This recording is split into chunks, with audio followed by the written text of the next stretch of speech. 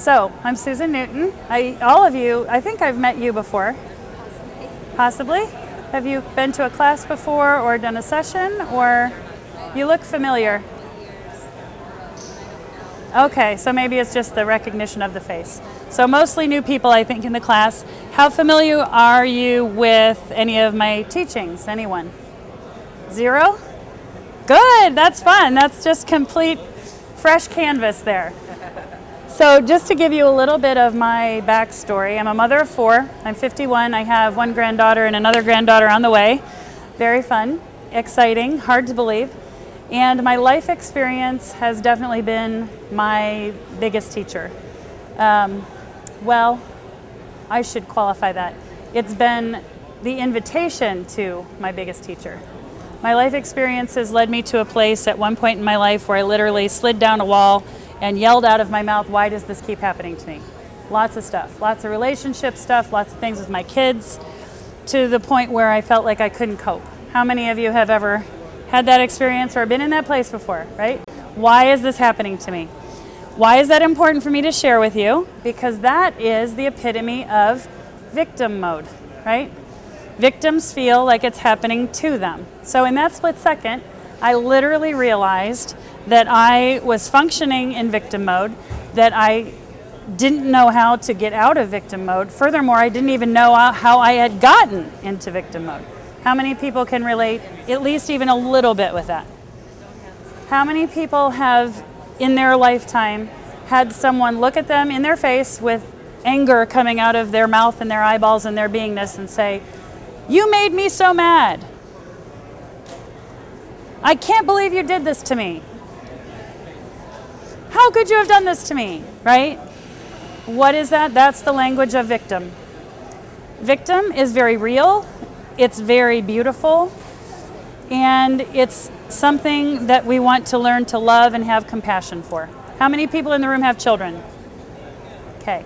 If your child were looking at you and saying to you, "Mommy, this hurts really bad. I don't know how to make it stop," what would you do? Literally, what would you do? Somebody? And you would ask them a question, right? What would the question might be? What might a question be that you would look back to the child? What's wrong? What's wrong? What would make it feel better? How are you feeling? What's going on with you? Okay, so victim in an adult, guess what that is? That's childhood experiences that you're walking with that have not been able to have a voice. Make sense to everyone? It's covering me in shivers. So now I'm going to take a break from the teaching and share a little bit more about the experience. I was adopted.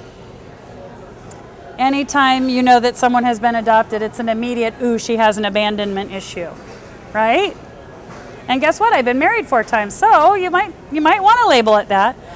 But what I've come to realize through that is that it's not an issue, it's an experience that occurred, that I was not given proper tools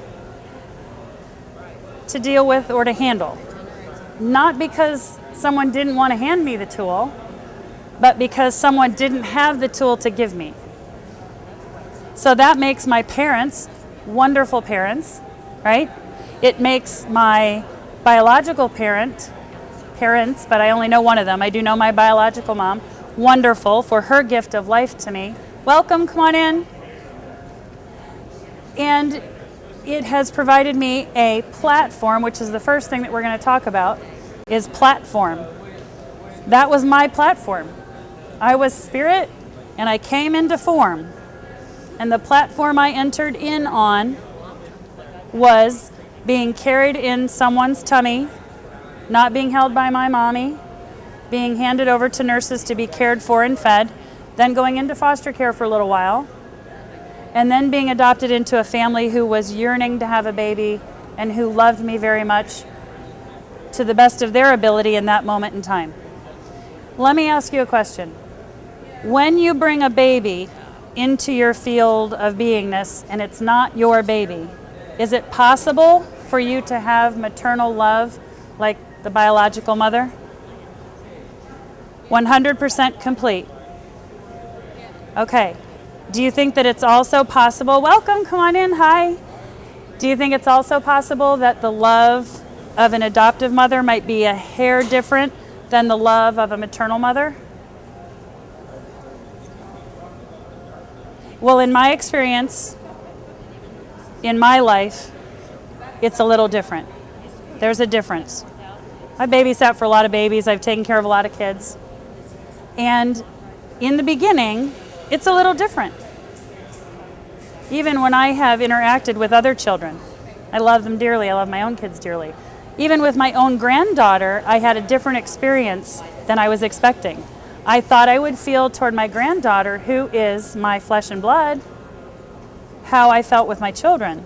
But I didn't. It was different. And I was a little shocked. It was an aha moment for me. It's like, oh my gosh, I thought I would just envelop them with love the same way that my own children felt to me. And it was different. That was just this year. So it was a very transitional year for me this year. And part of what I share with people is what I experience. That's why I refer to myself as a mentor. God and Spirit have mentored me. And I share what I've learned with other people, because what I have learned is that because of that platform that was created when I came into form, I have my own unique and personal experience.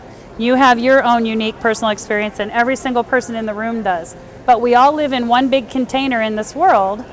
And so, in essence, everyone's container is thrown together, and we all have resonant patterns. But each individual has their own container that starts from the platform. So the next thing we're going to talk about is the container. So when you come in the platform that you've all come in on, and now everybody's sitting here sort of thinking, I would imagine, about, okay, how did I enter? I had a wonderful growing up life. I had a wonderful, amazing family that I call my mom and dad. Matter of fact, when I distinguish between mom and dad versus biological mom, I'll say Karen mom. But when I say mom and dad, that's my mom and dad, who raised me, who I was with, who loved me dearly. Nevertheless, I was very different from them. Very, very different from them. Different in my thought process, different in my knowing. Even though I was taught and raised in their knowing and their family, I was still unique. My own children are all very unique. They were what they were when they came in. However, there's sort of a commonality that I have found to be a little bit different than what I experienced in my platform coming in. What do I know to be true about all of that? And I'm going to give a hug and say hi. Everybody else just got a hi, but you're going to have a hug. Hi. Okay. So what I've learned about that is that because I entered in that way, in that form, that was God's plan, God's purpose for me to be able to live and experience what I've experienced, be able to have the help when I screamed out of my mouth to have the help. Although I didn't know I was going to get the help I got, I will share with you. Why does this keep happening to me was a question. I didn't know help was going to come in, but it did. And those teachings and that learning has allowed me to gift back and share back with people that come into my field of energy. So everybody's platform is what it is. It's your own unique platform. It's your own way to come in with your parents. Let me ask you a question. You can come in if you want. You can sit in the back and leave when you want. Okay. Do your parents have parents? How many in the room has parents that have parents? And do your parents' parents have parents? And all the way back, right? So how do you think your parents' learned to teach what they taught to their children? And so on and so on and so on and so on. So now what do you know about your lineage? And you are sitting here in your point of power, in your body, and your platform that you entered out of spirit into form into this body. But you didn't come alone, because you entered into a family that has a whole lineage of history that becomes your platform. So your platform is not just you, your unique you. Your unique you becomes the platform of everything that you came in with. People who are adopted or people who go into foster care and then go to another family, or maybe they never go to a family, their platform becomes very wide and broad. Why? Because they're now being taught and loved and embraced and nurtured, or not, by the lineage of all of the people that nurtured them and cared for them, or not. So remember me sharing about the container, right? The container now sits on the platform. You're the container, right? Your platform is this world you came into. You become the container. And every experience that you've ever had, where is it humming? Where is it buzzing? Where is it energetically living? In you. You as a person. Every experience you've ever had walks with you every day. It walks with you into work. It walks with you into your home. It walks with you into the grocery store. It walks with you into the bathroom when you're by yourself. Everything that you are thinking, breathing, living, feeling, smelling, tasting, all of it walks with you everywhere you go. It is a misconception where people think they can hide or compartmentalize or get away from, or what. There was someone that used a word today, but I don't remember. I got to think about it for a second. It was important. Kill it. That was what it was. A person said, I'm just going to kill that emotion because I don't want to have it anymore. Oh, okay, well, what are you doing? You're sort of eliminating a part of yourself that probably would have done very well to be able to express. So all of the work that I share and all of the work that I do now is because of the platform that I came in on, the container that I live in, and all of the experiences that I've had up to this moment in time. That's what was mentored to me, and that's what I now mentor to other people. So now that you've all been thinking about your platform, you've all been thinking about your container, I want to share with you a little bit about past, present, and future. Your past is everything you've ever experienced up until this moment in time. As a child, you're sort of automatically victim. Not everybody has the ability to say no and make things stop when they're children. Some of us had the pleasure of having just a very peaceful, loving, wonderful growing up years. Even those people still can have abandonment. I'm going to use one of my mentoring clients as a perfect example. She came to me, we were having a session. We were working on control issues within her life. And the more that we got into it, because when I share with people, I'm sitting in your energy field and I share messages of empowerment. They're messages that allow for you to integrate your emotional baggage or experiences that you've been walking with and allow them to have a voice to communicate. So as we were talking, I brought up her father. And she said to me, oh, my father was wonderful. He was great. I had no problems growing up. And I said, oh, okay. We got talking a little bit more and I asked her a few more questions. And what came out of her mouth was the fact that her dad was one of those people who his way's the only way, his way's the right way. And so she just learned how not to express. But in her mind, her father was perfect. Why? Because her father was perfect. He loved her in the way that he could love her. No judgment. However, as she moved on into adulthood, into her present moment, she carried a child part with her that whenever she interacted with men, guess what she did? She didn't talk. She didn't share her emotions and she didn't share her feelings. Why? Because she was mentored by her dad, a very significant male figure in her life, to know that what she said didn't count. It wasn't of value because if it wasn't his way, it didn't work. So she learned to keep her unique self to herself.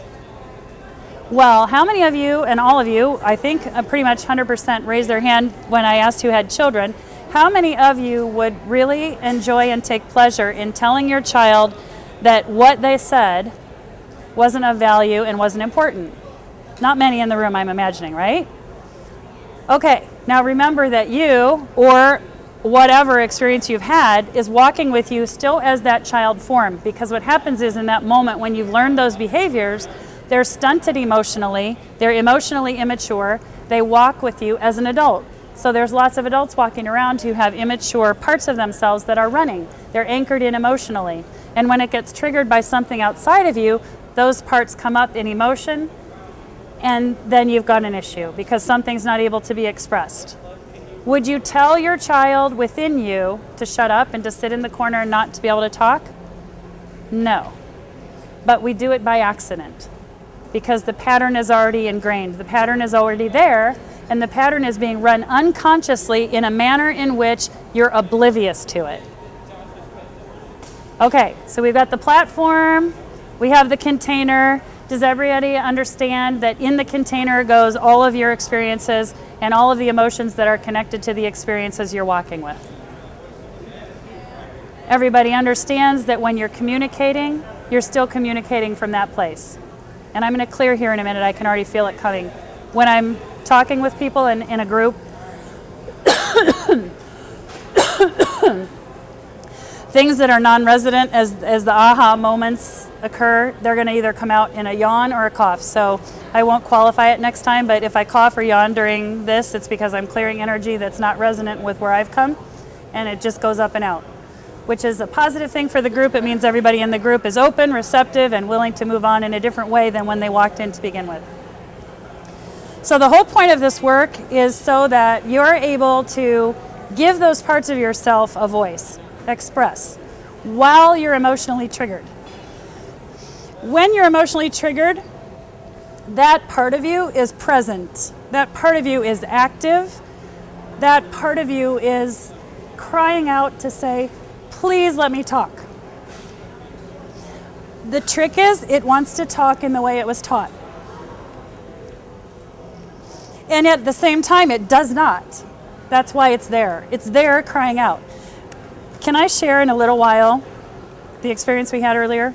Okay, I had to ask permission. Even when I use clients as references, I never use names, so I just went, yep. Well, and you know what? The pain of that is actually very healing and very raw. Yep. Yep. Yep. And you're doing a very beautiful job. And I'll share with the group in a little bit here because it'll come in a time that's very significant. I want everyone to really understand that you're walking with your childhood all the time. You're walking with your platform. And that child really, really, really wants to be able to learn how to grow. Do you think a kindergartner wants to stay a kindergartner, or do they want to be able to be a first grader, a second grader, third grader on up, right? Here's another piece of information. I'm going to just be jumping around here, but there's a reason for the jumping around. What I've come to know is if I try and follow an outline or I try and follow a structure, it's frequently detoured because of whatever the room is doing, whatever's going on in the room. So as you teach this part of yourself to converse and to communicate, you want to be able to express fluidly, you want to be able to express from your heart, and you want to be able to express in a way that allows that part of yourself to grow and to expand. When you're talking to that part of yourself, you want to love it. Those of you who have children, you wouldn't want to say to your first grader when you're talking to them, well, you're just stupid. You just don't know any better. You wouldn't say that, right? You would understand that that first grader knows what they know because they're in first grade. You would love them, and you would be really proud of them for what they knew in first grade. So as you're getting into communication with these parts of yourself, it's very important for you to acknowledge the fact that acknowledging the knowledge, that these parts are immature, and they only know what they know. They just know what they know based on what they experienced. So it behooves you to extend your hand, hold out your hand, take the hand, say, I love you very, very much. I don't want to send you away anymore. I want to get to know you. Get into communication with it. Get into conversation with it. Before you converse with another person about it, talk to yourself. Talk to yourself through your heart, which for me is through God, through Jesus, through Spirit. That's how I've come to this place. So as you do that and you open your heart, that part of yourself has the ability to shift up into masterhood, getting their master's degree out of elementary school, out of junior high school, out of high school, all the way up to college in a split second, that quick. All it takes is you opening the door, you loving that part of yourself, and you knowing that you have the ability to allow that to be fully and completely alive within you and not sent away to hide in some shadowy corner. That's what we all do. We've all done it for a very long time. And there are a lot of bits and pieces and parts and aspects that have been hiding in the, quote, darkness. Why? Because they haven't been loved. When you love something and when you pull it in and embrace it, you literally shine the light on it. You're more than welcome to come in if you want to. You're not late. You're right on time. So when you bring that part in and you bring light in and you allow that to be the forefront and you allow that to be the focus, that aspect of yourself begins to move up through the educational process, the loving process that you're allowing it to be and to have. Okay, so now I want to share. Can I share? Okay. And before we do that, actually, I want someone to pick a number between 1 and 30. You can just start shouting it out. 3.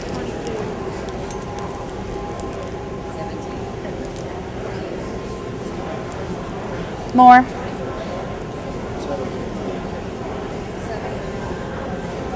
What? 49. Okay, you get. So you can pick whatever you want. You can look through. Okay. Okay, number between 1 and 20. You guys can come in if you want. 10. Oh, done.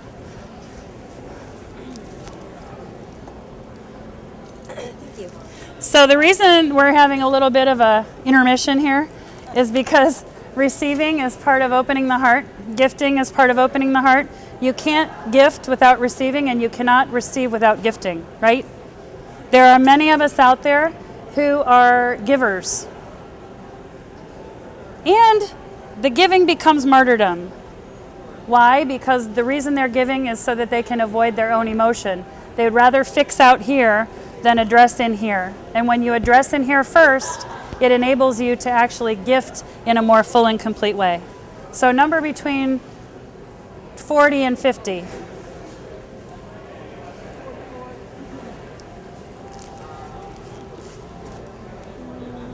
You can pick through, root through if you want. Okay. And furthermore, when you guys are picking out of my little stack here, I'm giving you permission, and then you can see if you give yourself permission. When we're done at the end of the day, you can come up and trade your thing that you got in and root through and find what you really want. So now we'll see who gives themselves permission to do that. Because this is all about feeling comfortable within your own skin. Comfortable with everything that's occurring, comfortable with every thought. How many people were sitting in the room thinking, ooh, I want one. Ooh, I want to pick the right number. Yeah? How many people were in the room going, oh, I can't believe she's giving gifts out? You know, whatever thoughts you're having that are coming up, that's how you get to know yourself. So we talked about when you come in on the platform and you create the container, you come in as a child, you're automatically victim because you don't really have control over who says yes and no to you, right? And when you learn that, you learn all of these other behaviors. Part of stepping out of that as an adult is becoming the observer. So when I share with people, I'm sharing about the victim, and I'm sharing about what that looks like, and then I'm sharing about the observer and what that looks like. There's a different languaging for both things. And I will share with you that as you're walking with your container, before you've woke up, you've got both things going on. When you awaken, when you choose to become the observer, and you choose to wake up and you choose to start paying attention to what's coming out of your mouth, because there are specific words that come out of your mouth in victim mode, and there are specific words that come out of your mouth in observer mode. When you're observing yourself, you have automatically shifted to being internally fed. Why is internally fed important? Internally fed is important because you no longer hold yourself out there for everybody to drag you around behind their bus, right? Everybody's bus is filled with their own unique stuff. Some of it needs to be cleaned up and other of it is beautiful. And even the stuff that needs to be cleaned up is beautiful. So it's all in your perception. However, when you come into that observer place, you can categorize everything. Instead of right and wrong and good and bad, you can categorize it as, this is serving my highest good. This is something that's useful for me. There's different languaging. So if I have a feeling or an emotion that comes up, I don't want to run away from it. I want to get in touch with it, and I want to find out what it thinks, what it feels, and I want to be able to communicate with it and through it, integrating it into my more adult-like beingness that doesn't say, you're bad, you need to leave, right? If it's something that's really horrid going on in your life that would put your safety at risk, okay, then you need to keep yourself safe. So we're not talking about things like that. We're talking about communicating with the things that you have been running from or you want to get away from. How can you find those in your life? You can find them in patterns that repeat. How many of you have heard the teaching about having reflecting back? Right? For me, I used to teach that way, and now I teach a different way because the reflection back didn't resonate completely and fully, and I asked Spirit frequently, how is it that I can share this in a way that people would understand a little bit differently, maybe a little bit more effectively? And what I heard back was that it's a field of resonance, a pattern of resonance, an energy of resonance.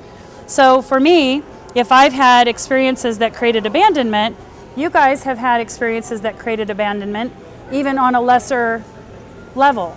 Like the woman who had her father who didn't listen to her, that's an abandonment. It's a form of abandonment.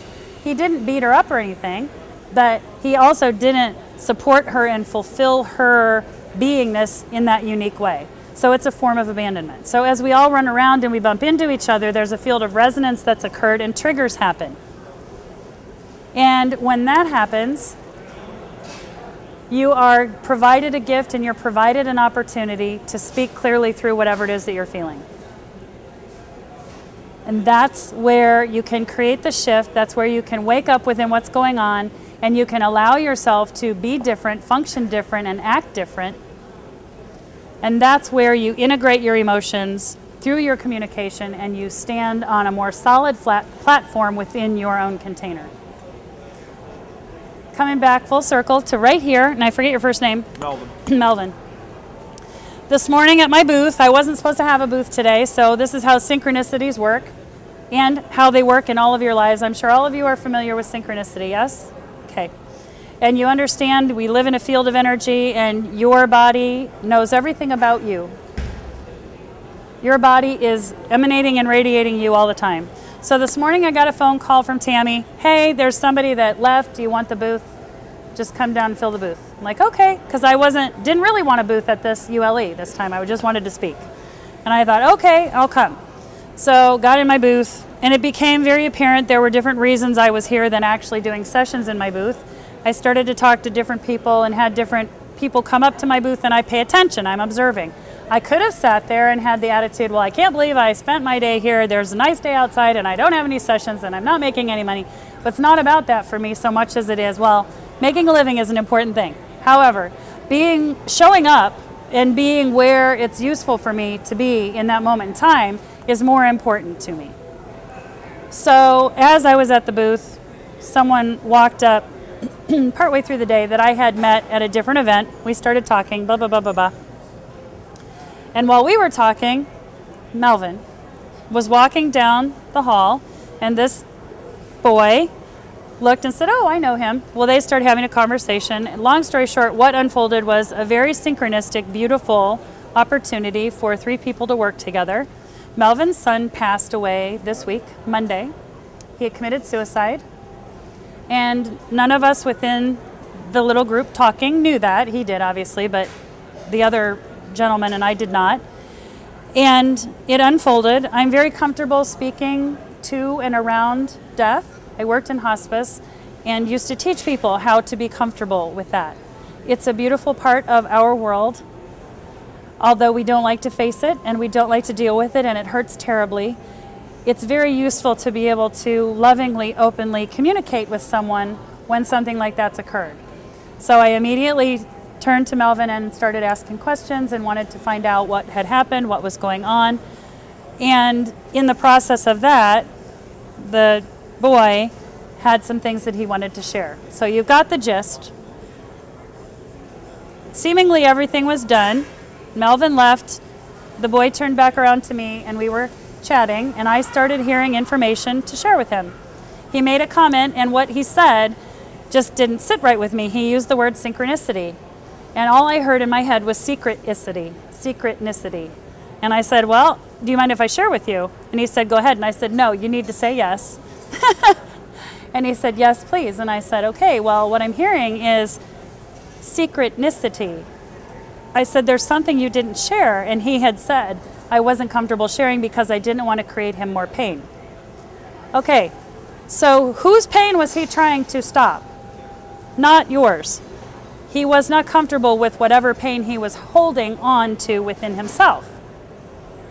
And as soon as I shared that with him about the secretnicity, his face flushed, he went red because he energetically got whatever was going on.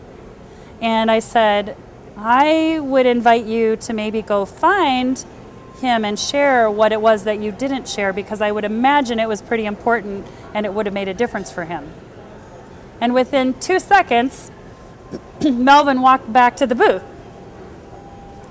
And then the boy's face was red and he had tears. And what unfolded was the fact that because there was a resonant age and name, may I share the name? Sure. Okay. His son's name was Joseph. The person that I was speaking to's name was Joseph. His son was 22. Yeah. Okay, thank you. And the boy I was speaking to was 22. So there was an energetic resonance that allowed for emotional messages and content and things that were very important for Melvin's ability to move forward in a loving, healthy, peaceful, joyous way in celebration of his son's life and in celebration of how he interacted with his son, by that child sharing those messages with him. And he turned to him and he shared everything that was guided to share, direct messages from his son that had passed. And ability for him to be able to love and express and heal and move on in a different form. That wasn't anything I planned. It wasn't anything Joseph planned. It wasn't anything you planned, but somebody planned that. And it was a synchronicity, not intended to be a secretnicity. Okay? But it would have been a secretnicity had I not been standing there, because young Joseph, in form still, had some emotional baggage that he was carrying, and he hadn't learned the tool yet or seen how it works, which is why we're standing here, or why I'm standing here and you're sitting here. I like being able to share physical examples that are tangible that you can hold on to, because it's what happens every day. People are walking around on unsolid ground. They're walking around on fabricated, hi, welcome, on fabricated platforms of lies.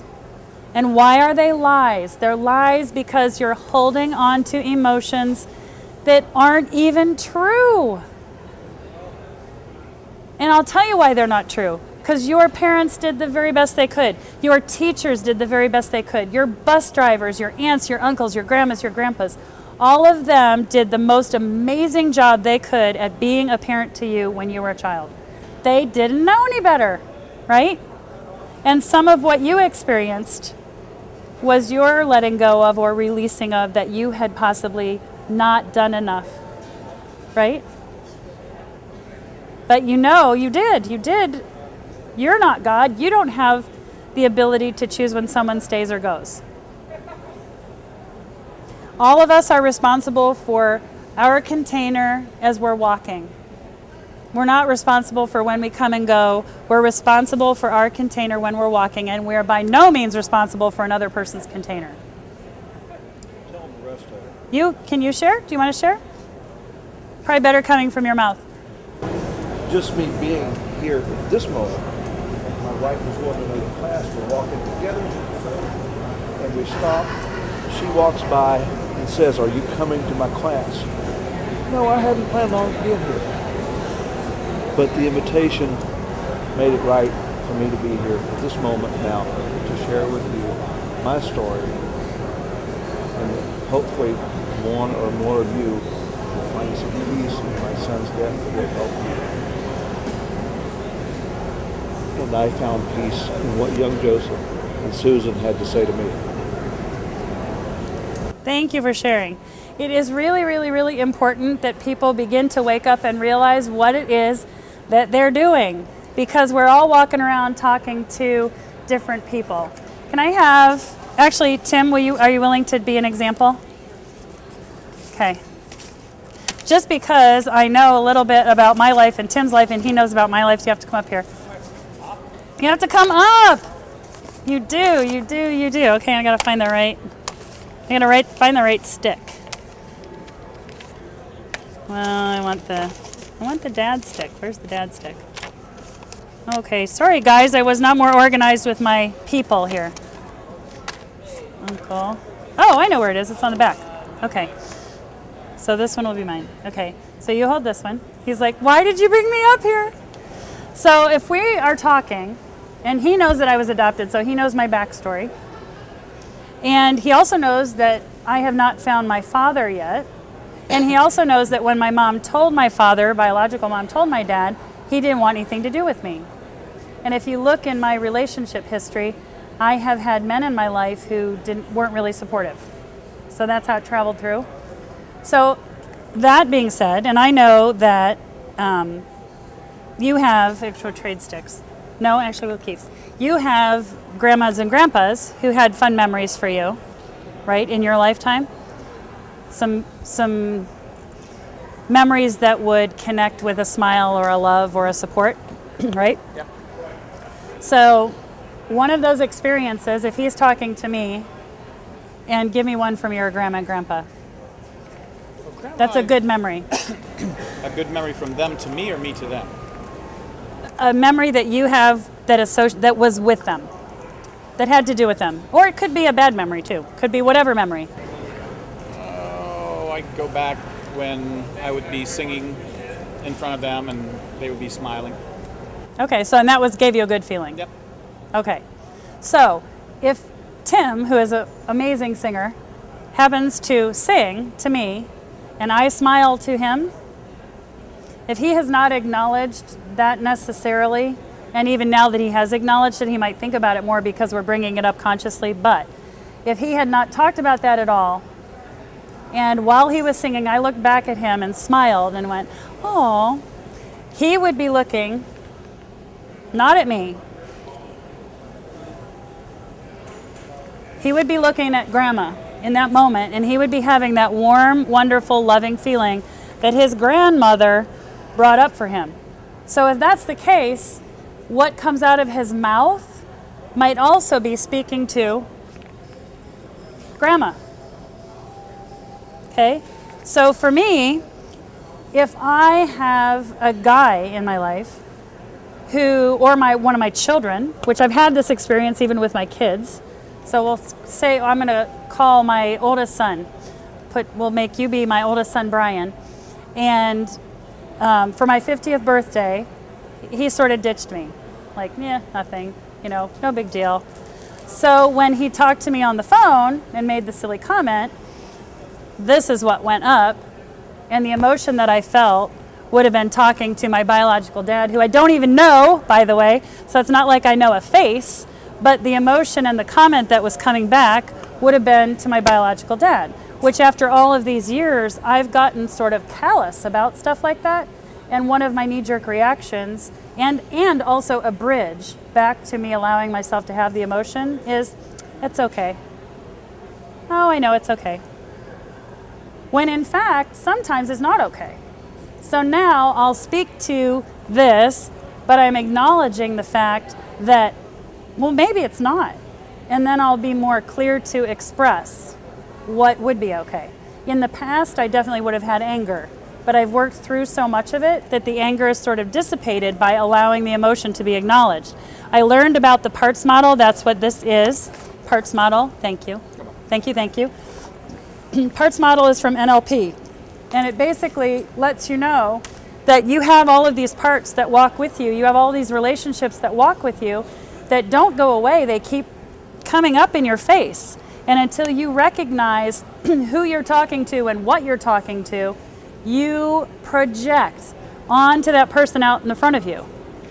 So when you're starting to learn it, you get both things coming up, and now we're coming full circle because a few minutes ago I was over here saying this and then I sidetracked. When you're starting to learn it, you have both things there. You have victim and you have the observer. And the observer begins to observe the victim.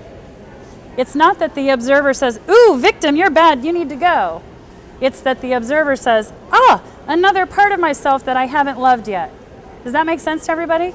Another part of myself I haven't loved yet. Another part that I can clearly communicate, effectively communicate without projecting the past pattern into the future, because that's what's happened. And guess what? I have 4 children, and guess what I'm watching happen right now? I am watching the patterns that I projected onto my children relive. Ah! Not what I wanted to have happen, but I didn't know that I was doing it when I was doing it. So now I'm doing the best job I can possibly do, which is certainly not always perfect, but I'm doing the best I can do in my own life to speak clearly, to speak honestly, to share from a loving place with the person who's outside of me, so I'm not projecting my feelings onto them and into the future for them to walk with. I'm holding it here. When I recognize that, I stop it right here.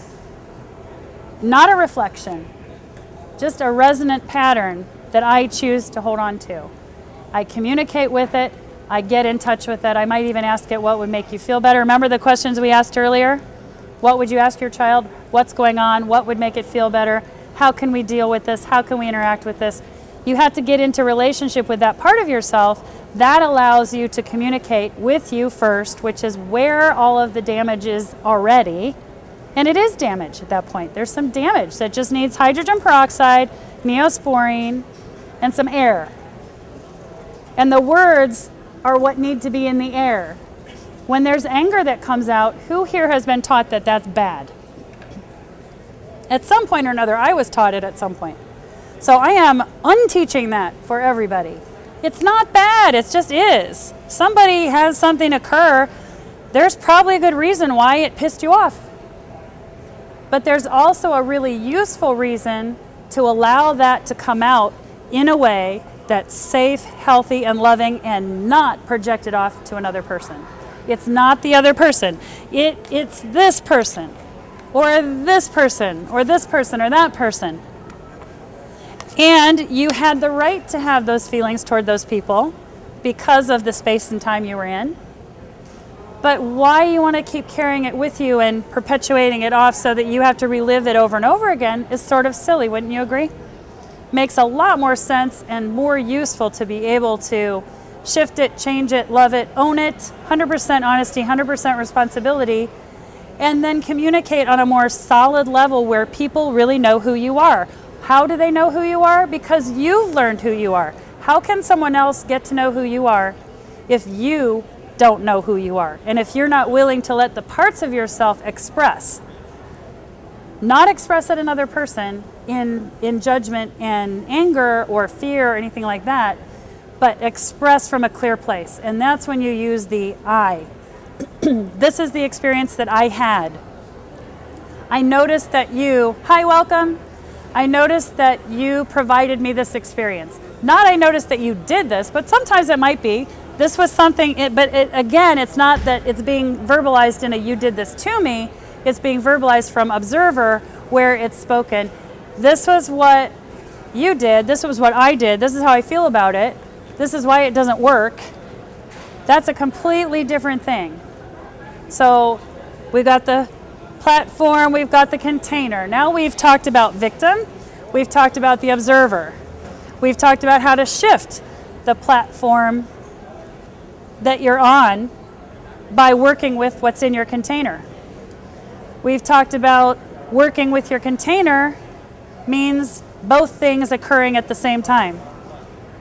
We are going to get to messages here in a little bit. I just really wanted to do a lot for teaching. That's why I wanted the 2-hour time slot this time. There's never enough time when I do an hour. I constantly have more hands that want messages or that want more of the knowledge. So I wanted to do 2 hours so that we could touch on a few more things than normal.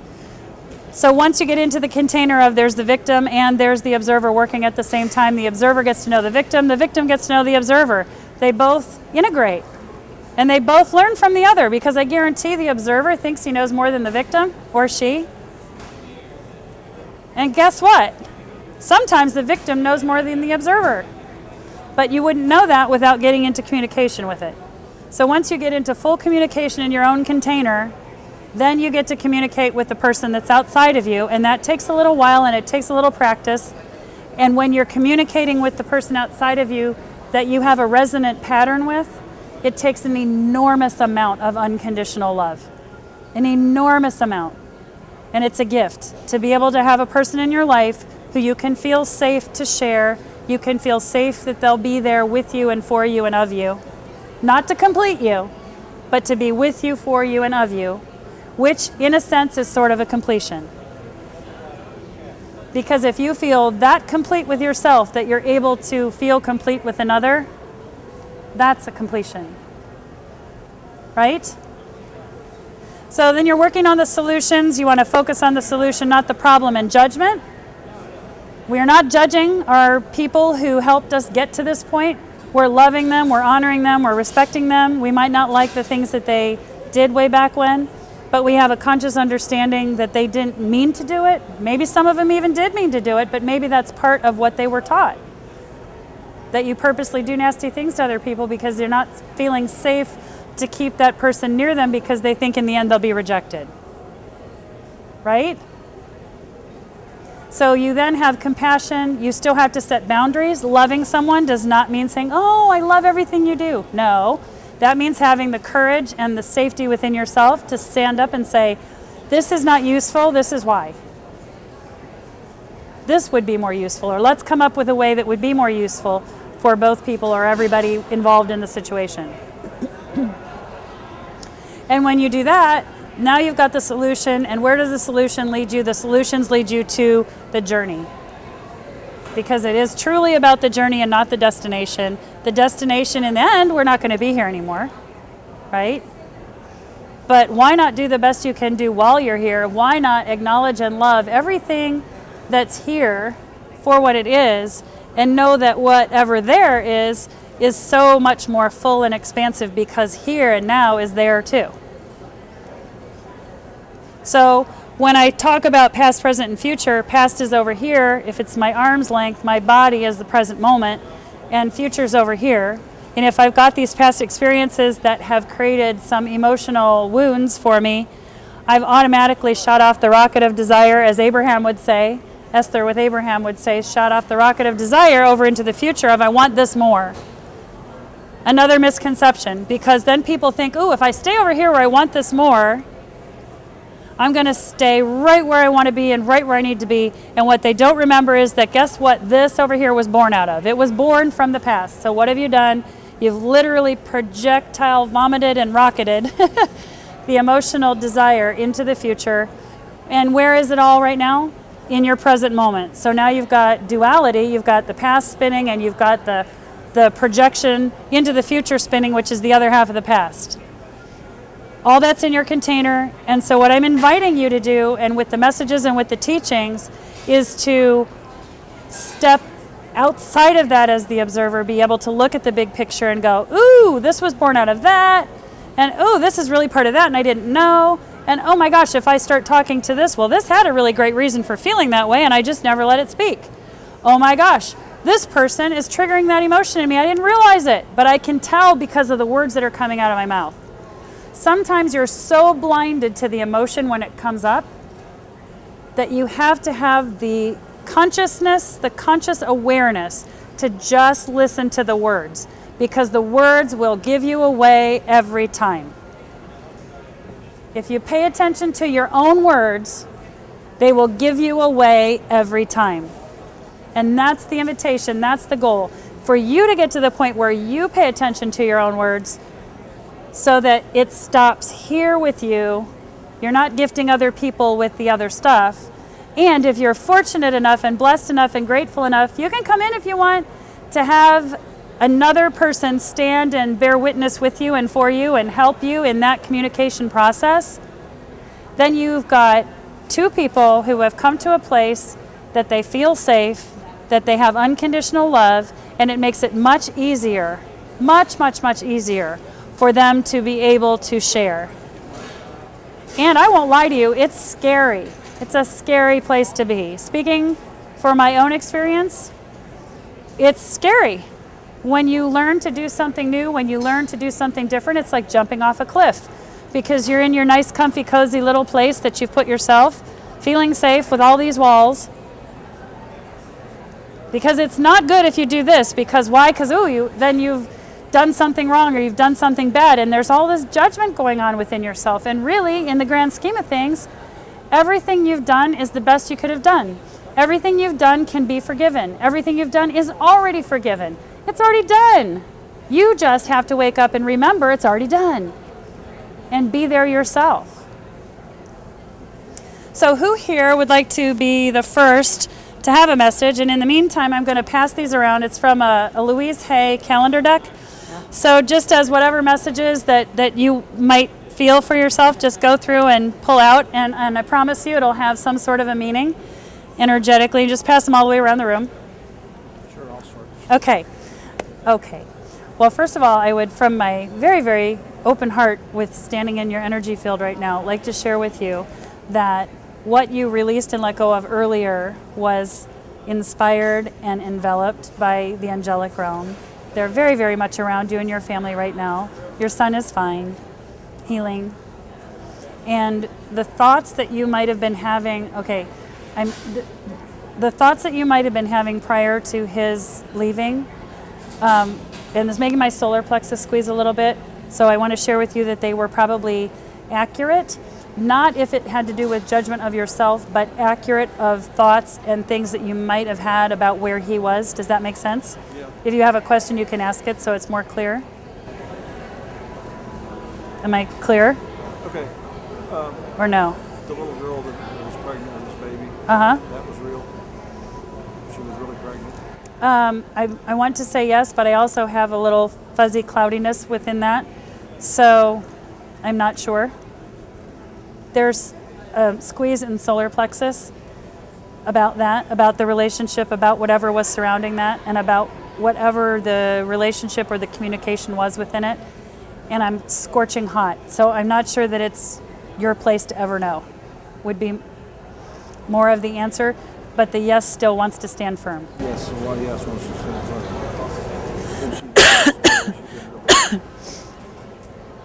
That's what I felt. She just wanted to hurt him a little bit, but she told him she aborted the baby. That will unfold. And everybody has things. In my mind, it's unfolded. Yeah, it's covered me in shivers. Yeah, and that was part of his frustration in life, is he wanted the girl, he wanted the baby. So what I'm going to invite you to do is remember the teachings that we just talked about, and remember that when you see something for someone else and you feel something for someone else, you bring it back home. So the words that you just said that were very emotional and heartfelt, you apply to your own emotions and your own space and time. Does that make sense? Probably has to do with my wife and the baby that she miscarried. And also your wants and your needs and your desires as far as nurturing and loving and being cared for. And loss. Your relationship with your dad is one that can use a little of healing, yeah. And that's covering me in heat as well, yeah. Yeah. But he didn't really, what part of the teaching? Right. But part of the teaching is, for every single person in the room, who's your best friend the whole life of your whole life? Who's the one person you're going to be with in your whole life? Yourself. Oh, wow. Right? Never thought of that. Yeah. So you're never abandoned. You're here for a purpose and a reason. It's more fun to lead life in a way that you enjoy. And it's definitely more fun for a person who is a friend person to be with their friends. It's more fun for a person who's a partner person to be with their partner. More fun for a person who's an animal person to be with animals. Whatever type of person you are doesn't necessarily change when you clear up your emotional static. Because you are who you are. You came here with a purposeful reason. You came here with a life path. And the point of the teachings and the point of the messages is to have your energy field be as clear as possible, or as loving as possible, I guess would be the better way to describe it, as loving as possible, unconditionally loving as possible, that you're able to express honestly, confidently, respectfully. And when you do that, you know who you are and people know who you are. And you're not externally fed anymore. So for you, it's more about you just remembering that you have never been abandoned, ever. Never been what? Abandoned, ever. I've always been. It's a different perception, a different way of looking at things. Yeah. And you're doing a fantastic job. And oodles and gobs and tons of love and prayers and blessings to you and your family. Yeah. And I give you tons of credit and accolades for being here. And you knew you had to be here, so that's awesome. Because the funeral was just yesterday, guys. So send lots of love and prayers. It's not a fun situation. May I come over here? All right. So I am really guided to share about your mom. Is she living or passed? Passed. Almost A year ago. Okay. And I want to share with you that the things that she taught you were very beautiful and very nurturing and loving. However, at the same token, and I also want to clarify that a lot of things that I say are purposefully meant to bring something up within you. I don't know why that's important for you to hear. But there are certain things that she taught that aren't useful for you moving forward in your life. And so where they were beautiful for her, they're not beautiful for you. Like the Catholic Church. What's that? Like the Catholic Church. Well, maybe some of the teachings of it, or maybe not. You know, maybe it's even more useful than you think, but you haven't realized it yet. Maybe there's a different way of looking at things. And so because that's what you came up with, there must have been some teaching within that. I would invite you to look at the fact that maybe it was the way it was spoon-fed or force-fed into your beingness rather than the teaching itself. Does that make sense? There is more of a resistance there because of the sense of feeling sort of entrapped within it and being force-fed in it rather than to be able to be your unique self with the love and the teaching. There are different ways that people interact with and digest things through their body. And if you are being forced to do it one way that doesn't fit for you, that can then overlay and overplay onto the teaching itself rather than understanding that it was just you didn't like the way it was given. And the visual that's being given is actually very cute because instead of like just shoving the spoon in, I was shown just now, you know how you do the airplane? If somebody would have brought the airplane spoon into your mouth, you probably would have been much more open and to receiving that because you like to fly, you like to soar, you like to be your unique you, and it made you feel restricted. So it's not so much the teaching that you had emotional drama from as much as it is the way that it was force-fed. Okay, I had a question I was going to ask. Yes. Maybe she can give you some insight. What are they saying about my husband's health? So here's how I work with that.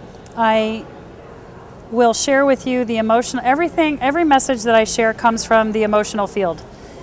It has to do with future in that if you work with the emotional field now, future things shift and change, but they're never future answers, if that makes sense. And same with past. So it's making my solar plexus squeeze just a little bit, which always lets me know there's just something within relationship. And so whatever you're discussing or wanting to know about health has to do with emotions within him, swirling within him, but it also has to do with emotions swirling within you. So what is the deeper meaning of your question? Like you wanted to know about his health. What do you want to know about it? Give me a little bit more information. How long he's got, maybe? And why do you want to know that? Because I'm facing some issues with dementia. Okay, you are or he is? He is. Okay, Along with organ shutting down. okay. And it's scary to not know. Okay, and now we just got to the core. It's scary not to know. That's really why you want the question answered. But you don't want me to answer when. Not really. No. No. And furthermore, I wouldn't want to know when. I wouldn't want that responsibility. And neither would you, I would imagine. Right? Well, I guess I don't want him to suffer, so I'm hoping that Right? it won't be a long drawn out process. So if you were sharing with me advice, if I just said to you the same thing you said to me, what would you share with me? What would you tell me? And go ahead and let that. I don't know because I don't have the experience you have. You know what though? You have all the experience that you have, and I would share with you that you are just as wise as I'm wise, and there's a point for me asking you this question. So if I were sitting in front of you and I asked that, what advice would you give me? If I wanted to know what to do, or you could see that I had pain about it because I didn't want to see someone suffer, what's something that you could share with me to do that would be helpful? I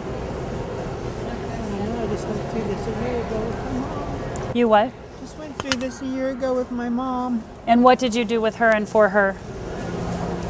Made the best decisions I could. Yes. I guess it's just go with the flow.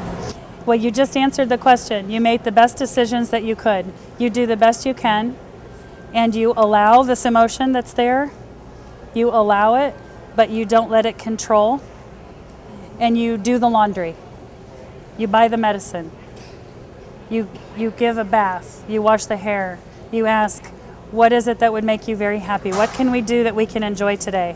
When I worked in hospice, that was one of my most favorite things to do with my patients, was to come in and sit and talk with them. Ask them, what is it that we can do, or what can I bring you that will provide you joy in living today? And it was feedback that used to come back from those patients, because they would say to me, I can't stand when the other people come in, they just want to nail the nails into my coffin. You come in and you talk about living, and I'm not dead yet. Right? Yeah. So that's what you do. And it's hard for the person that has to watch someone die. That's not fun. It's horrible. So on top of doing the best you can do for the person, and in this case is your husband, you then also have to give yourself time to do the things that allow you to relax and feel some pleasure and some joy in the midst of it, and not feel guilty about that. I think that's the bigger reason why we're talking about this, and that just covered me in shivers. That I feel like you poured so much into caring for your mom that you lost sight of you. Yeah. Yeah. So you don't want to lose sight of you. You have to still take care of yourself. You have to still move forward in a way that allows you to be filled. If you're not filling the gas tank up on your car, what's going to happen? The car's going to run out of gas. So anytime that someone says to me, oh, I just love to give, I'm just a giver, I love to give, I love to fix, I'm like, okay, well, you're probably avoiding some of your own emotions, and what's going to happen if you give, and fix, your gas tank is going to run out because you're not taking care of here first. You have to take care of you first to be an effective caretaker and or just a loving individual. If you're not taking care of you, what you're imprinting on the other person is that they shouldn't take care of themselves. They should have someone else take care of them. They shouldn't take care of themselves. And that's not really what you want to imprint. Nobody ever thinks of it that way. They think, oh, I'm a good person, I'm caring for. But if you're not taking care of you, then you're teaching the other person not to take care of themselves. They're teaching the other person that they need another person to take care of them and that they're not capable of taking care of themselves. So it's actually a win-win all the way around. And in this case, it's a little different because there's passing on going on. But nevertheless, you have to take care of yourself and you have to let go of the guilt. There's some guilt there. You couldn't have done any more. You can't do any more. You didn't do anything wrong. You just did the best you could do doing one thing, and another thing was occurring. And now you're into the other thing, and you still have to take care of you. That's the biggest message of all of it. I want you to take care of you first, and then do the things that are the best you can do for him. Promise? Pinky swear. Yay! Now high five. Okay. And there's laughter, and there's different movement in your face, and there's some releasing of emotion. I also want to share with you that I feel like when you were younger, there was some added responsibility in your life that wasn't necessarily needed. and that is sort of brought forward into this time frame. So you're taking care of all sorts of things all at the same time. Yeah. Yes, yes. But allow yourself to play a little bit. Allow yourself to play within it and give yourself permission to know that you are doing the best you can do. I've got an upcoming trip. Third week of the month. An upcoming trip? To go. Okay. Yeah, because I don't know what's going to transpire. Well, when you have something like that, you sit in your heart and you go through your body with all of it. When I say that, I mean literally you just sit with it. You imagine yourself going where you're going. Maybe there's a compromise. When you think about yourself being there for 4 weeks, if your body squeezes, 2 weeks, okay. Maybe 4 weeks is too much. I'm just going to use the 4-week example, but okay, so in this case, if you think about yourself being gone for 2 weeks, and that squeezes a little, maybe it's too much, maybe 1 week is enough, maybe a week and a half, anyway, whatever the case, or maybe 2 weeks is perfect. But you just get right with yourself and you make choices based on the fact that you're good with that choice regardless of what unfolds. Make sense? Okay. Thank you for sharing, and thank you for allowing your heart to open and for some emotions to be released. Good. Anybody else want to raise a hand? I don't know what time it is either, so I don't want to lose track of time. Okay, so 1, 2, 3 we got, and whomever. I'm going to come back here. Do you know what time it is? 4:38. Okay, I'm going to feel guided to really be right in your energy field. Sorry. Okay, and I'm going to sit down. I want to talk to you. I don't know if you have a sister or a sibling, but I want to talk to you about a sibling. And if it's not a sibling, that's someone that's like a sibling. So do you have a sibling? I just, about a month ago, I met somebody I hadn't known, a half-sister. A half-sister that is a real sister? Well, a half-sister of another, is it the mom? Okay, different dad. Different mom. Different mom. Okay. So, I don't have a real-life sister, my twin dog. oh. Okay, so you have all sorts of sister things going on. You have a twin that passed that was a girl, and you have a half-sister. That I just met. Okay. It makes my nose alchemize a little bit. Do you have children? I sure do. Okay, and do you have a daughter? I did. Okay. Okay. So why this is so important is that the emotions that you carry I want to just talk about loss. The emotions that you carry with you about loss, where certain things trigger you having to do with that, are unknowingly being passed forward. And you have the ability to interact with your daughter from a more knowledgeable place now so that you don't perpetuate those things happening for her. Does that make sense? You're able to see them more readily outside of yourself in her. But I just lost my husband, so Okay. is that what you mean? No, I'm talking about the way that your daughter might interact with certain life situations and experiences and relationships in her own life. How old is she? 31. 31. Oh, I fell last night and I just scratched my boo-boo. That hurt. Anyway, how your daughter interacts in her interpersonal relationships is not a reflection. It is sort of a reflection, but it's a carryover. Is the more appropriate term. It's a carryover from your life experience, from your platform. Were you in the room when we talked about platform and container? Right at the end. Okay, so the platform is how you come in and what you experience and what you walk with, and your container is what you've experienced after you've come in. And so there's a carryover into your daughter, and so if you communicate very honestly and very non-bossy, like, instead of telling her what to do or what she's doing wrong, just communicate with her from where she is and how she chooses. Is she married? Okay. I just want to say it has all to do with relationship, and it has all to do with your communication with her and your ability to see in her the things that you had going on with you, but you didn't necessarily realize they were going on with you, if that makes sense. So the biggest message is when you communicate with your daughter and how you communicate with your daughter is your most effective tool to undoing the carryover or the pay it forward. Hugely important for you. I have to think about that. Yeah, you will. You'll think about it, and things will come to your mind, or else you'll be talking to her and go, oh, I didn't notice that. And that just made a squeeze right here from my back, though. It's like in this position, but coming through my back. A little bit of a... Does that mean she's having... No. It doesn't mean she's having any difficulties or problems. It just means that when you communicate with her, you're more able to see what she's doing than you are able to see what you're doing. So it's an invitation to observe out here and then bring that back home. Does that make sense? Do you have questions? Watch. Be more self-observant. Self-observant and also observant outside of yourself, because the two of you are like two peas in a pod, I want to say. Yeah.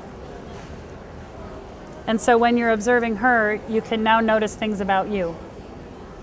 Oh, that's interesting. It's almost as though your daughter is like what your twin would have been.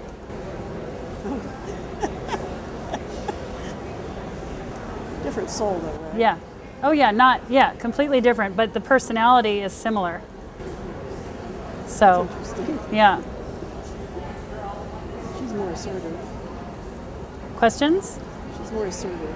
Yeah, but do you have any questions about what I shared? I think it's just work. What did you say? It's work I have to do. Oh, it is work. Yeah, but hopefully fun work. Yeah, you're doing a great job. Do you tell yourself you're doing a great job frequently? Sometimes. Well, maybe that would be another fun thing to add to your toolbox. Give yourself credit for the things that you do. You haven't sensed anything about my husband? He's gone. Yes? Well, what would you like for me to sense about him? Anything. I haven't felt him around or anything. Do you have a specific question about him? What's he doing, or does he miss me, or I don't know. I miss him so much. I was just going to say, well, does he miss me is more you telling me I miss him so much. Yeah. And that's how, when you're the observer, you can see where you're at. And so going on autopilot for you, it's time to take off autopilot and let yourself get into some of your emotions. That would be the message about your husband. You've been on autopilot and missing, but not really allowing yourself to ground back in and live.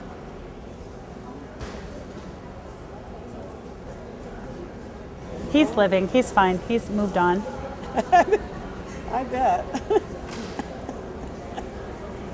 But you being able to live and be fully and completely here for yourself and for your daughter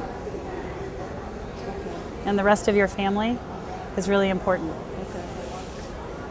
And let yourself communicate. I want to say that there's like a zipper or some duct tape. So some of the things that you're feeling and some of the things that you're experiencing, you're not sharing because you don't want to dredge it up or bring it up. And instead, it's something that's really important to be able to be expressed. And that's then going to tie full circle to your daughter. I'm sure that she probably has some similar things that she's doing the same thing with. Well, I don't want to bring it up and share it because I don't want to. Open. Yeah. Really open. Yeah. Thank you. Yeah. And let yourself heal all the way for both of you. How many other kids do you have? Just kidding. Just, okay, I was going to I say. have another one. Well, okay, I'm so. sorry, one more. Well, she only has one child. She disowned one today. No, I'm teasing you. What is the other? A boy. A boy. Very smart. And where does he live? Oakland. So you don't see him very much. So that's why you said you only have one. Because it feels like it to you. Do you see how expressive our bodies are? You don't even realize. So do you miss him? A lot. A lot. And what would you be able to do to rekindle a relationship there that would allow interaction? I try to keep on the phone. Make sure I help him with coming home in the summer. Yeah.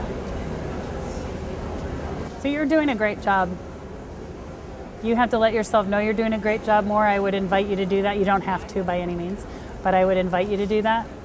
And I would invite you to stay connected to the things that allow you to feel that joy and feel that experience that you felt when your husband was still alive. There are other things still here that can allow you to have those same experiences, but in a different way.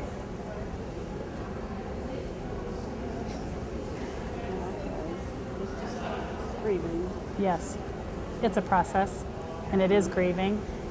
And of course you're going to grieve, right? But give yourself permission to. I want to keep going back to saying give yourself permission instead of keeping it bottled up.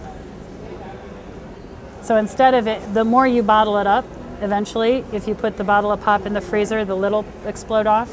So instead of it having to have that happen, if you take the lid off yourself and you let it a little bit at a time, one step at a time, one word at a time, one feeling at a time, it'll be much more easily dealt with than if it's bottled up and kept to save someone's emotions. Instead, we don't want to save emotions. It's not pretty. Are we good, or do you have any more questions? I appreciate it a lot. You're very welcome. You're doing a great job. Yep. So part of the messages, how many people in the room have gotten things out of other people's messages? Some learnings or some wisdom? Yeah. Because everybody's functioning in the same platform of stuff. So a lot of times it's the same thing, just manifesting out in a different form, in a different way. Can I come here? Yes. Okay, I want to talk about children with you. I don't know if you have them or don't have them. I'm really guided to talk about children with you. Do you teach or do anything like that, or do you want them, or? I don't. Don't know. Okay, well then I'm just going to share along the path that's coming, and children for you would be very useful, very beneficial. It makes my solar plexus squeeze as I'm talking about it. I don't know if that's something in the future or if it's actually your own children. Frequently when I begin to share, I have no idea where the information is going to land. So maybe it's a matter of your own childhood that's coming up, and things from your own childhood that you can interact with and that you can share with. I'm being also brought back to when I asked the question earlier on, how many people in the room think that they could love another person's child as much as they would love their own? And you were one of the people that immediately raised your hand. And we actually had immediate eye contact on that too. And I asked it a second time in a different way, and you still said yes. So where does that come from? Love is love. Whether it be my child or any child, I'm my child. That's what I was thinking when I said it. I am my child. Okay, and so do you see how significant that is to you in your life? I am my child. What does that mean exactly to you?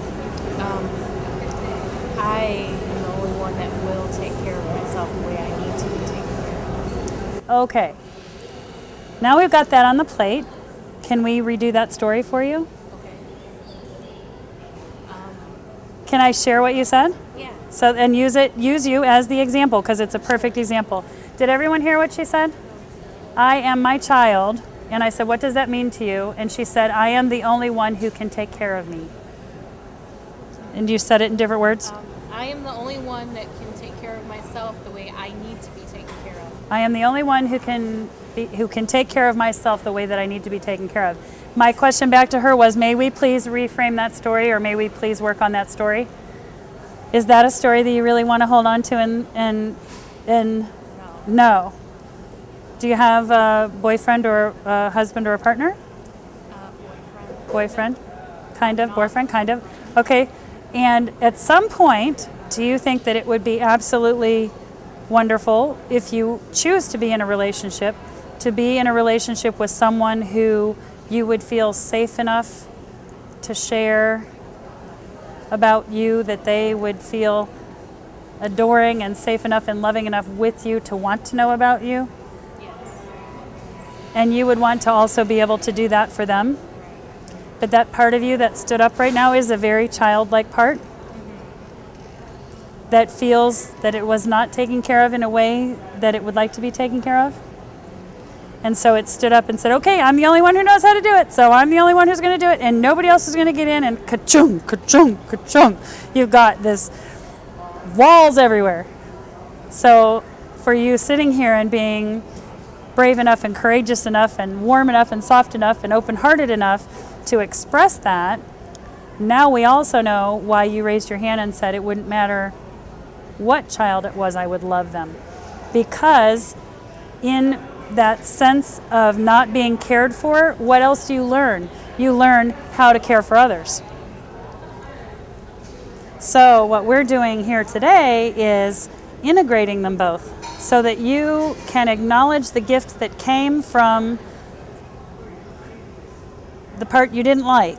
So the gift that came from that is that you have an extraordinarily open heart, very loving being, and you can absolutely love unconditionally. However, you've blocked off those who could reciprocate that gift to you by thinking you're the only one who can love you. I don't know how to let other people love me. Well, this is what I'm going to share with you, is how you do that. I actually had a man, one of my mentoring clients, who comes to my monthly meetup group, looked at me and said, "What does that mean? How do you have to love yourself? What does that mean?" That means you communicating with all of the parts of you. That means you, when that story wanted to come out of your mouth just now, and it did, I'm the only one who can take care of me the way I want to be taken care of. When that story comes up and now it's up, you get to say back to that person, that's not true. It's not. That's how you love yourself. That's how you love yourself. Because if you want to have a relationship that's full and complete and reciprocative, if that's a word, you want to be able to teach that part of yourself who thinks there's nobody out there who can love you in a way that you would enjoy.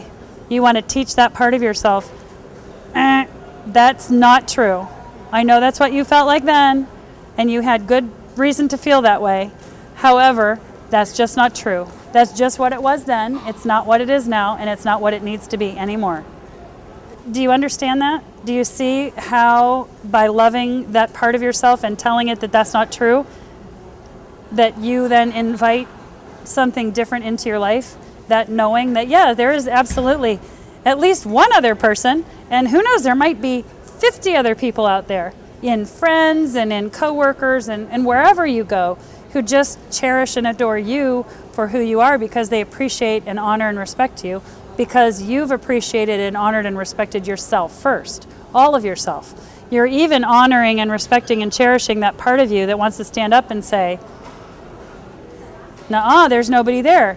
And you honor her and you say, "Well, okay, why do you feel that way?" Because blah, blah, blah, blah, blah, blah, blah. Okay, well, that was what it was, but it's not that way anymore. And just because we had that experience doesn't mean that everybody's going to do that.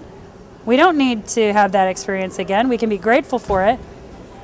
And by doing that, you sort of undo that energy pattern and you invite something different in. Or that something different is already there, but because you've cleared up that energy pattern a little bit, you're able to see it more clearly and be it more clearly and activate the parts of yourself who can receive it, be it, love it, own it, experience it. That's how you love yourself. You love yourself by talking to the parts who want to put limits up. Does that make sense? And once you start taking your walls down, then there's all sorts of different parts that are going to come up and say, "Well, I'm here too." That's the other piece. There are a lot of people who think, "Oh, I did this work and I don't have to have that experience anymore." It's been my experience that once you teach one part, there's a whole bunch more parts who stand up and say, "I want to learn too. Can you talk to me too?" And then another experience or another feeling will come. So it's not that you didn't do a good enough job with the one thing. We think of how old are you?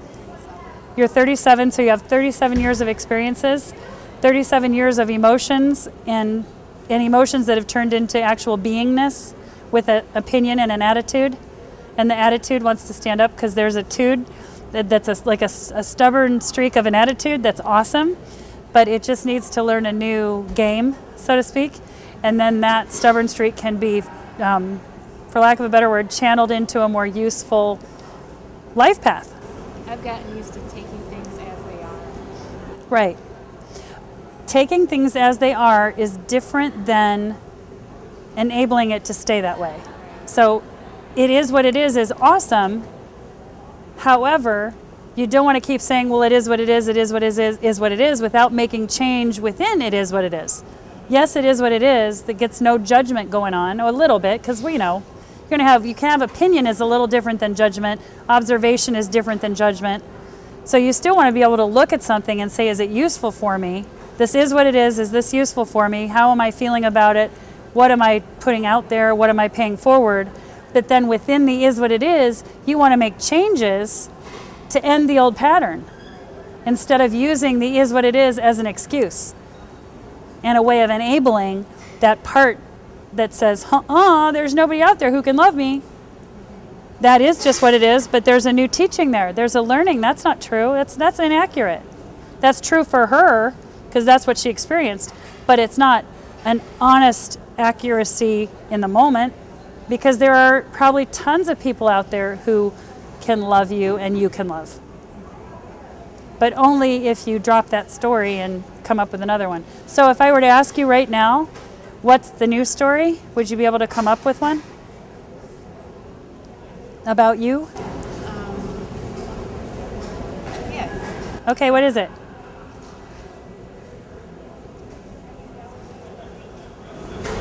I want to be surrounded with people that I can share things with mutually. And what about speaking back to,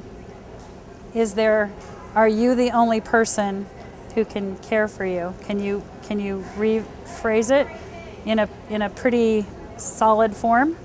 Or I can help you too. I'm willing to let others help me see who I am. I know there's a better way of saying it. No, that's okay, so here's another teaching. That was the most beautiful way that you could figure out how to express it in that moment. So that was beautiful and appropriate and useful. And in the next moment, because you let that piece out, there's probably kicked up another notch that you could say, I'm so excited to meet the person or to meet a person who loves me for who I am, appreciates me for who I am, because I've learned to appreciate myself. Oh my gosh, I didn't know I wasn't appreciating myself. I didn't know I was enabling that part of me. Whew, I'm glad I learned that today. Right? So the more that you have that conversation with yourself, the more effective you are at being that. How does that go again? Right, and it'll be your words. It has to be, exactly, oh, yes, absolutely. Well, and it'll be your words, not my words, and just keep saying it as many times as you can figure it out. But that would be, if I were going to write something down, and I'll give it to you to write down, I would write down what you first wrote, not as writing it down that is what is, but writing it down so that you can come up with all the other ways of phrasing it than what it is. So that you can come up with 50 different ways that are opposite or, not exact opposite, but even in a bridge of this is closer to this, and this is closer to that, and this is closer to that. So what you originally said was, I am the only one who can take care of, So you write that down, and then what you're going to do is your homework would be, in my invitation for your homework, would be to come out with as many different ways of saying that in a different manner to teach that part of yourself that that's not true. And at the same time, acknowledge that you understand it was true for her then, but it's not true now. Because it's not that it's, yes. Yeah, and your new awareness from the adult perspective of understanding, that's the experience I had and that's the feeling I had then. But now I have this greater awareness that my parents just were doing whatever they could do. But now I know different, and I have this gift of this big open heart that I learned because of that. And I had this awareness that I didn't even know about that was walking with me thinking nobody could love me. I didn't know I put walls up around me, and I get why, but now we can learn to take them down. So you just start to have the awareness, and again, this is like a perfect example of the victim and the observer in your container. Does everybody see that? It's the victim and the container living alive and well, and she gets to be the bridge. It's not that she does, but her consciousness does, her open heart does, and her ability to allow God's love, spirit, to come through and live within you. It's already there, but it's not active because you've been telling yourself you're bad. You're not. You're beautiful. Just the way you are. That's the thing, right? Just as you are, just the way you are. All of you. not just the part that you like when it's happy. That's the piece. All of you get to love all of you, not just the parts that you think are good. Because then what are you doing? You're judging yourself again. Anybody else want message? You are a regular. For how many years? 6 years? 5, 6, 7? I don't know. A long time. 3? No, it's longer than that. Because it's from me all the way from the beginning of ULE, or even up in Cleveland. Yeah. Yeah. So ULE, it was the same year. Anyway, I would like to share with you. Ready? That you always want to have a message. So, since I know you always want to have a message, I want to have you give me a message. Well, I'm working with healing now. Yep. And I would like to be able to communicate with the spiritual friends that help with that, to know what's there, what needs to be done, how to do it. They're already communicating with you. They're beginning to. Well, they have been already for a long time. And you integrate. You just are. So what you're doing is very useful for your beingness and for the people who are in your same energy pattern. It's not energy field and it's not necessarily energy pattern, but your same field of resonance that you work with, very useful for you and for those people within that. But you integrate everything as it is because it's not coming from outside of you, it's coming from within you. So if you let yourself relax a little bit and just be you and say and do the things that you're guided to say and do, you're looking outside of yourself for something that's within you. Does that make sense? Oh, okay. It's already within you. That's making my head squeeze up here, so I know we got something going on. My crown just went, yeah. Yeah, you're thinking it's outside of yourself, and it's not. It's within you. Okay. It's insight and wisdom and knowledge that's within you, and when you recognize it's here, then it will be able to be here more, rather than you thinking, I don't have it, I need to go out here and find it. Then you'll be able to access it better.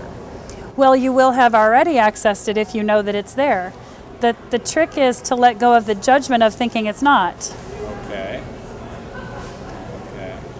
And every time you think, I don't have it, I need to go out here to get it, what you're doing is cutting it off. Do you understand? Because it takes you out of the present moment. Yeah. So in this moment, whatever you're experiencing is your best form of receiving. Okay. And you can't find it better out there than what it is here. And when you let everything just be here that you're experiencing, that will allow you to have yourself unfold more fully. Okay. It's already here. You don't have to go out there. Okay. Keep my attention on this. Here. Yeah, what's going on here? Oh, what did I feel? Like you have watched me when I share with people or when I'm talking, I'm sharing with you what my body feels like. I'm sharing with you if I feel a squeeze here, if I feel a squeeze here, if I feel a little pain in the back of my shoulder or whatever. I'm paying attention to what I'm tasting, what I'm hearing, what I'm smelling, what I'm seeing, what I'm hearing while I'm talking, what I'm seeing out of my eyes. You've been in enough of my classes. I know we've done the Hakala thing with you there before, where I've shared how the energy field is alive around you, and I do the little bit of a meditation where people are feeling their butt in the seat while they're hearing and listening and sensing and tasting all at the same time. You have the ability to have all of your senses heightened and aware at the same time. Okay. And it happens in your good time. It happens in the time that's most efficient for you, that's most wonderful and useful for your body. Okay. You know how when you put your hand in hot water, at first if it's too hot, you gotta pull your hand out, but then if you leave it in for a little while, it gets used to the hot water. So if it's too hot, you pull it out because you can't stay in it. But if it's more closer to what your body temperature is, you're able to stay in it longer, and then the longer you're in it, the more hot water you add, the hotter the water can be.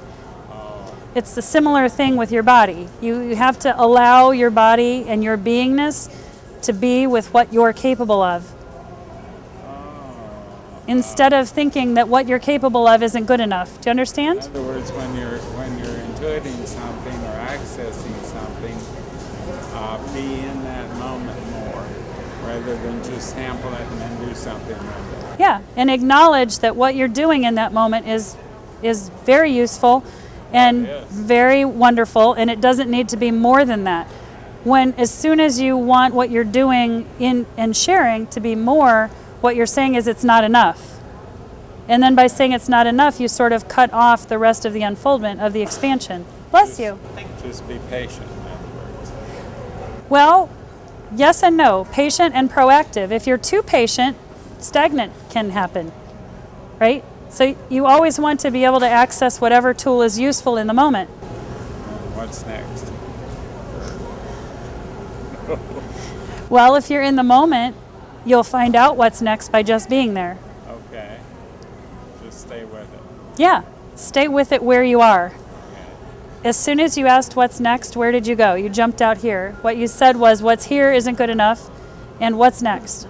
As opposed to you're here, and if you have a desire for where you want to go, then the what's next is awesome because you put that out there, and then you create this vacuum in your container to move toward that. Right, to move toward that. You create a vacuum for what you want to know. Right, and you move toward it from where you are, though. Or let it swoosh into the vacuum.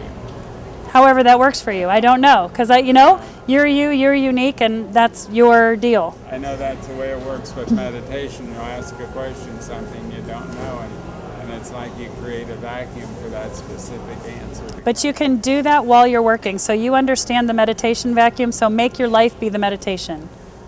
So you function, and things come in that way too. Okay, that's a good thought. Thank you. You're welcome, thank you. And I forget where the other hand was. Right here, okay.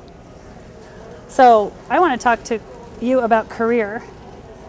I don't know what you're doing or if you're doing, but I feel like that what you're doing isn't allowing you to be all of what you would like to be. And it's sort of squishing you a little bit, and you have more to offer and more to share, more, and not a not a worker bee, but you're more of a manager bee. To have people under you and with you. Thank you for coming. Under you and with you and learning from you, as opposed to just being told what to do and being the runaround person. See you later. Thanks for coming. Do you know what I mean?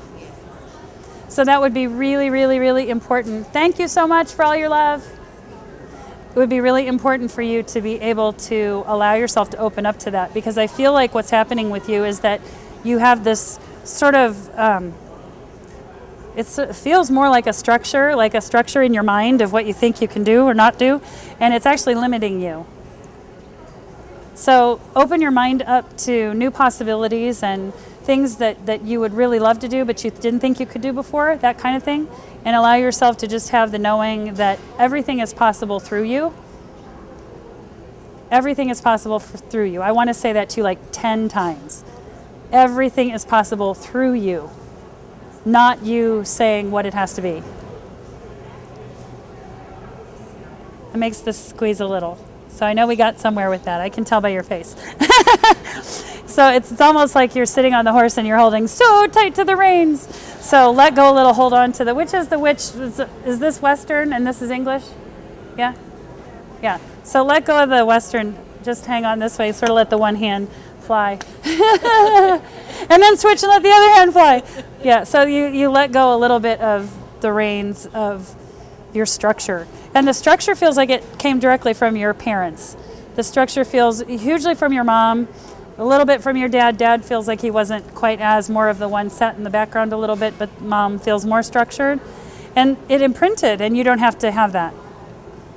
Not at all what you have to have. In your personal life, when you shift, and this is unique because normally I see personal life shifting career, but in this case, career ends up coming back home and shifting home. And I don't know what animals are for you in your life, but if there aren't animals in your life, animals would be a really wonderful place for you to be able to express love safely, freely, with a really fun connection and bond. And then that's another way for you also to allow that feeling to come in with your bond with yourself and also your bond with the people around you. So it's really about you getting more connected, really, really more connected. And again, just want to say let it flow through you. It's like the energy's knocking on the door. Let me flow through. Like more connected with spirit. Yes. I mean, I meditate. That's different though. Pray. Yes, yes. And bring that into your daily life so that instead of just doing it in meditation and in quiet prayer, become the prayer. Become the prayer. So you walk the prayer, you live the prayer, you be the prayer. It's a different way of saying be the change you want to see in the world. Yes. You become the prayer, you become the meditation, you become the love and the unconditional love, and you allow for that to then work through you by doing that. It's one thing for someone to sit down and meditate in quiet and silence. I just actually wrote a blog on this, but it's a whole other thing to take that beauty that you're trying to achieve over here and live it. And we live in a world with people, and our point of communication is communication, right? Our point of being and living is being and living. It's not off in a quiet space by yourself. You're not interacting with anybody there. So bring that energy. It's not that I'm saying that's not useful, because it is, and I've definitely done my share of that. What I'm inviting you to do is integrate that into your everyday life so that you become that peace you're trying to get away from the world to go find. Bring it back in and be the peace within the world. Make sense? When I hear it, yes. But Wait, and applying it is yes. Applying it is a way of life, and it's just a second by second, minute by minute walk. Thank you. Thank you. You have lots of angelic support. Thank you. Yeah. Yeah, I just want to smile when I'm in your energy field. Anybody else really, really want? Yes? I don't know what time is again. Time? 20 after. Okay. Okay. I don't know. I want to look over here. I'm going to give you a book. Are you ready to bring a pet home with you today? I don't know why I want to give you this, but what's your first name? Leslie. Leslie. So, in this book are shifts and changes. And I'm not going to give you that one, because I just wrote my name twice. That's funny. Maybe I shouldn't share a message while I'm signing a book. How about that? There's a new insight and wisdom for you. Yes, exactly. Okay. So in the book are wisdom shifts of perception that allow you to look at something differently than what you did before. And they're reminders. I've had people share with me that they'll just sit and open up the book and it's a message for the day or whatever, because they're short sections. The one that I want to talk to you about in particular is the judgment. There's a chapter in there on judgment, and I don't remember what the other half of it is. So the invitation is to stop judging yourself. You have a tendency, again, to look out toward other people and want to give them excuses all the time. I'm just going to say it like it is, because they really just want... Yeah. Stop giving excuses to other people. You can look at another person and call the spade without it being judgment. Judgment means, oh, they're such a bad person because they did that. But call the spade is, that choice is not working really well for me for this reason. And God bless, and I wonder where they learned that, or maybe not even, but whatever. I do kind of want to say that, though, because you are a person who you observe out here. So I would really invite you to observe in here. What you're observing out there can be overlaid here. There are things that you haven't addressed in here. But the work that you've already done on yourself, with yourself, and for your family is enormous and huge and beautiful and wonderful, to a degree that you've, again, sort of let your tank go dry. And you need another quart of oil, too. Like, you need to service your engine. Yeah, and so in allowing yourself to understand that the way that you perceive something out there, the fixer has to do with it. So the judgment then leads you to want to teach it or to fix it or to change it, as opposed to you just coming in here and speaking to it differently. When you speak to it differently, it changes, because your relationship with whatever you're experiencing changes. Does that make sense? Yeah, I feel like it's easy. It's really, you get it. You just have done it out here, but not necessarily done it in here with out there. Does that make sense? Yeah. And so thank you for all of the in-service work you've done, a ton of in-service work. But you also have to maintain your own vehicle. And then you can actually provide a more expansive form of love and friendship, which is different from in-service. Right. You don't need to be an indentured servant. Now you give yourself permission not to do that too, and then you'll be all good. All right, so I think that we're sort of at the end of the time. If anybody has the desire or need to have a session, I gave you guys 10% off coupons for sessions, groups, events. I have events coming up always monthly. They're listed on my meetup group site. They're also listed on my website. And if you go in on those, meetup in particular, you can register and sign up and pay, or just show up, however you want to do it. And if you want to set a time for a session, you can just call me and schedule it. I think you can also pay on my website for anything, and I'll get an email, and then I'll email you back to schedule it. So I hope you guys had fun. Thank you for sharing. Thank you for coming. I'm grateful always to work with everyone, because anytime someone takes the time to work on themselves, they're gifting the world back along with gifting themselves. So thank you. You're welcome. Feel free to come up and change your thing.